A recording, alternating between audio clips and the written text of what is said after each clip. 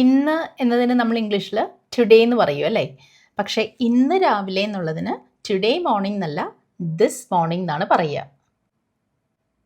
അതുപോലെ ഇന്ന് വൈകുന്നേരം എന്നുള്ളതിന് ദിസ് ഈവനിങ് എന്ന് പറയാം. പക്ഷേ ഇന്ന് രാത്രി എന്നുള്ളതിന് ടുഡേ നൈറ്റ് എന്നോ അല്ലെങ്കിൽ ദിസ് നൈറ്റ് എന്നോ അല്ല പറയുന്നത്, അവിടെ ടു നൈറ്റ് എന്ന് പറയണം. അപ്പം നമ്മൾ ഇന്ന് എന്നുള്ളതിന് ടുഡേ എന്ന് പറയുമല്ലോ, അതുപോലെ ഇന്ന് രാത്രി എന്നുള്ളതിന് ടു നൈറ്റ് എന്നാണ് പറയുന്നത്. ഇനി ഇന്നലെ രാവിലെ എന്നത് ഇംഗ്ലീഷിൽ യെസ്റ്റർഡേ മോർണിംഗ് എന്ന് പറയും. അപ്പോൾ ഇന്നലെ എന്നുള്ളതിന് യെസ്റ്റർഡേ എന്ന് പറയുമല്ലോ, അതാണ് ഇവിടെ ഇന്നലെ രാവിലെ, യെസ്റ്റർഡേ മോർണിംഗ്. പക്ഷേ ഇന്നലെ രാത്രി എന്നുള്ളതിന് യെസ്റ്റർഡേ എന്നല്ല, ലാസ്റ്റ് നൈറ്റ് എന്ന് പറയണം. അപ്പോൾ നാളെ രാവിലെ എന്ന് എങ്ങനെ പറയും? അവിടെ നാളെ എന്നുള്ളതിന് ടുമോറോ എന്നല്ലേ പറയുക, അവിടെ ടുമോറോ മോർണിംഗ് എന്ന് പറഞ്ഞാൽ മതി. അതുപോലെ നാളെ രാത്രി ടുമോറോ നൈറ്റ് ആണ്.